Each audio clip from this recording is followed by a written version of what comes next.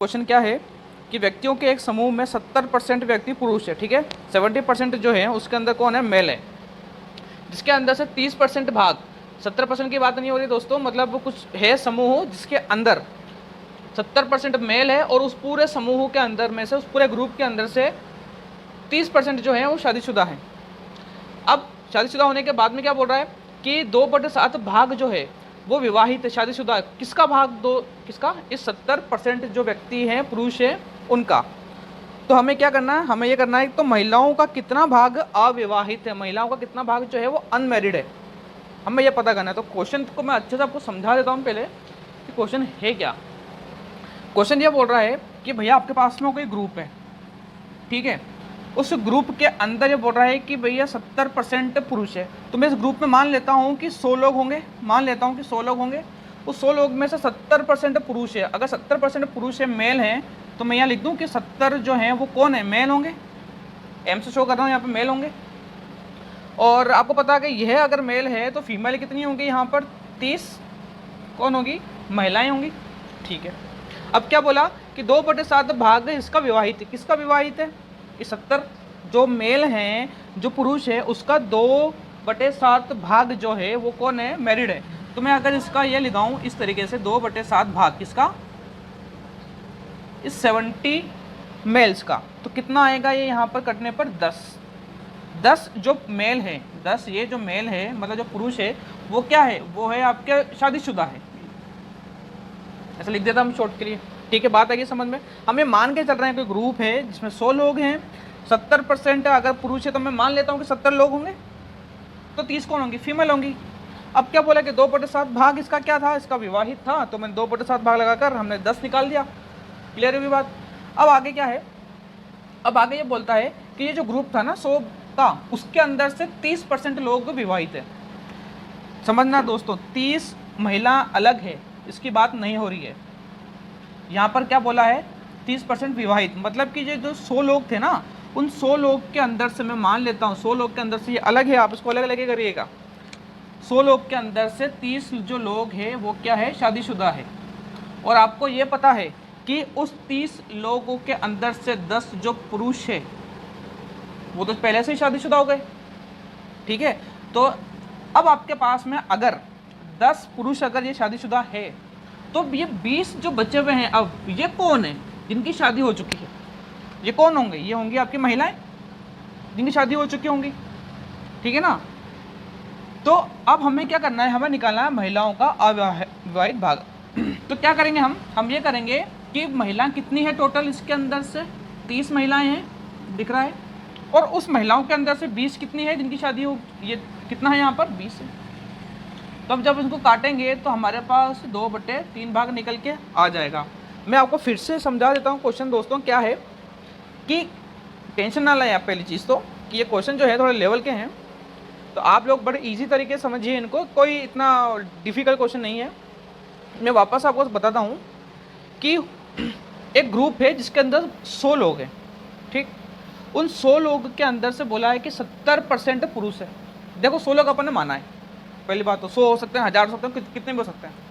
100 लोग हैं जिसमें 70% पुरुष है, तो मैंने 70% जो है वो पुरुष था, कितना था, 70% मेल थे। तो मैंने बता दिया कि चलो ठीक है, मेल जो हैं वो है मेरे पास 70। अब 100 में से 70 इधर आ गए तो बचे कितने, 30 कौन होंगी, वो महिलाएं होंगी। क्लियर बात।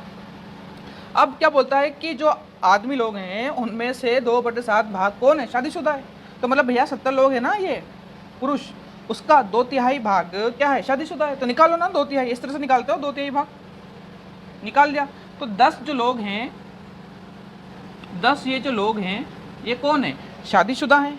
कितने में से, इस 70 जो पुरुष है उनमें से जिनकी शादी हो चुकी है। क्लियर है बात, चलो ठीक है। अब आगे क्वेश्चन क्या बोलता है कि 30% विवाहित है। कौन से विवाहित है, इस पूरे ग्रुप में से बोला था विवाहित है, तो हमने बोल दिया अलग से। देखिए हम अभी मेल फीमेल की बात नहीं हो रही है, केवल इतनी बात हो रही है कि इस पूरे 100 के अंदर से 30% जो है विवाहित है। तो हमने लिख दिया कि भैया 30 लोग यहाँ पर इनकी शादी हो चुकी है। अब ये इसमें कितने पुरुष है कितने महिलाएं हमें कुछ नहीं पता, हमें तो केवल इतना पता है कि 70 लोग इसमें आदमी लोग हैं, पुरुष है, उन 70 में से 10 लोगों की शादी हो चुकी है। क्लियर बात।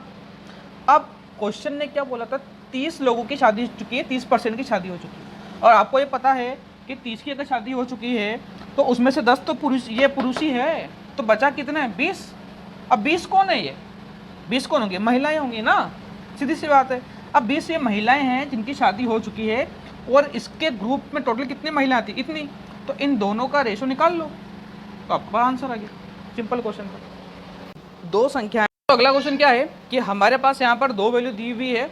जो पहली वैल्यू जो दी हुई है वो तीसरी जो कोई वैल्यू होगी उससे इतना % अधिक है, और दूसरी जो वैल्यू है वो किसी तीसरी संख्या से 25% अधिक है।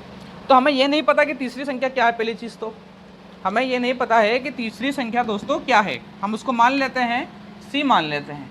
अब पहली संख्या जो है वो A है, जो क्या बता रहा है कि इतना % अधिक है, और जो B संख्या है वो इतना % अधिक है। तो क्या करना है कि हमें पता करना है कि पहली संख्या दूसरी संख्या से, पहली संख्या उस दूसरी संख्या से कितना % अधिक है। ठीक, तो अपना क्या हो गया यहाँ पे, हमें पहली और दूसरी संख्या निकालनी पड़ेगी, मतलब A और B का वैल्यू निकालना पड़ेगा। तो इन क्वेश्चन का जब भी परसेंटेज में इस तरह का सवाल पूछे आपसे, तो आप क्या करो, आप जो मान लो उसको 100, हम मान के चल लेते हैं कि जो तीसरी संख्या होगी वो क्या होगी? 100 होगी। पहली बात तो यहाँ आई समझ में। अब अगर ये 100 है, इस B की बात करते हैं, पहले फिर इसकी बात करेंगे। अगर ये तीसरी संख्या क्या है? 100 है। अब B जो है वो इससे कितना अधिक है? 25% अधिक है। तो इसका 25% कितना होगा? 125। अरे आप ये करोगे ना, इसका 25% ऐसे निकल के निकालोगे, ठीक है, कड़िया कितना आ गया? 25 अधिक है, तो 100 के अंदर 25 जोड़ दो ना, तो B का वैल्यू कितना आ जाएगा? B का वैल्यू आ जाएगा मेरे पास में 100, यहाँ पर कितना आ जाएगा? 25, ठीक है ना। B का वैल्यू कितना हो गया? 125। C से तुलना हो रही है, इसी C से तुलना करके अगर मैं इसका वैल्यू निकालता हूँ तो कितना आएगा? अब इसका ये निकालो, क्या निकालोगे? 25 से 1/2% निकालोगे ना, इसका 100 का निकाल दो, 25/2%। अब परसेंट में क्या लगाते हो? नीचे बटे में 100 करके लगाते हो उसको। देखो सोल्व कर दो, यहाँ से ये कैंसिल हो गया, ठीक। इसको उसको डिवाइड लगाओगे आप, कितना आएगा? 12.5, ये आ गया। ये अधिक है किससे? C से। तो दोस्तों कितना होगा? ये आप जोड़ोगे, अधिक जो है 100 के अंदर ये जोड़ दो आप, कितना हो जाएगा आपके पास में? ये हो जाएगा ये वाला वैल्यू, ठीक है। बात आई समझ में कुछ? तो अब हमारे पास यहाँ से A और B का वैल्यू मिल चुका है। अब यहाँ से हम इसको करके सोल्व कर सकते हैं, जो हमसे पूछा गया था परसेंटेज में। तो पहली वैल्यू जो है वो क्या अपने पास? A है, तो यहाँ पर आप रख दो A, और दूसरी वैल्यू कितनी है? ये है, यहाँ पर रख दो ये, देन इनटू आप लगा दोगे 100। जब आप इसको सोल्व करोगे तब आपके पास में आपका आंसर आ जाएगा। आपको पता, पॉइंट हटा दो, यहाँ से 0 शिफ्ट कर दो नीचे, 0 से 0 मर गया। फिर यहाँ पर 25 ये दिख रहा है आपको, 5 से काट लो इसको, 5 जाएगा 2 बार, ये जाएगा 25 बार, 5 बार ये जाएगा 2 बार। जब आप इसको इससे कैंसिल आउट करोगे तो 25 चौके 100, देन 125 आ जाएगा यहाँ पर, देन इसको वापस से कटेगा 545 इंटू 2 कितना गया? 90। तो आपके पास में 90% इन दोनों का जो है क्वेश्चन में पूछा गया था कि वो पहली संख्या दूसरी संख्या से कितना % अधिक है। तो कितना अधिक है दोस्तों? 90% इन दोनों का जो है अधिक आएगा। क्वेश्चन समझ में आया हो दोस्तों तो प्लीज़ कमेंट करिए, या फिर कोई भी अगर डाउट है तो आप ज़रूर उसमें कमेंट करिए। इस क्वेश्चन को बड़े इजी हैं, आप क्वेश्चन को पोज करके खुद ट्राई करिए। दोस्तों ये जो क्वेश्चन है, ये क्वेश्चन केवल पढ़ाने का हमारा वो मोटिव नहीं है। आप लोग खुद इनको ट्राई करिए, खुद इसको सोल्व करिए। देन अगर आपको कोई दिक्कत होती है तो आप ये वीडियो को आगे देखिए, क्योंकि यहाँ पर पढ़ाना में तो समय लगता है, आपको समझाने में समय लगता है। तो आप लोग जो है वीडियो को पोस्ट करके खुद इनको ट्राई करें ताकि सही रहेगा। तो क्वेश्चन क्या है आपको दिख रहा होगा कि कोई खिलौना है, तो उसने क्या करा कि 20% की उसने क्या कर दी? वृद्धि कर दी, ठीक है। तो जो उसने अपनी रेट बढ़ा दी दुकानदार वाले ने, तो उसके जो बेच रहा था सामान उसमें 15% की कमी हो गई, ठीक है।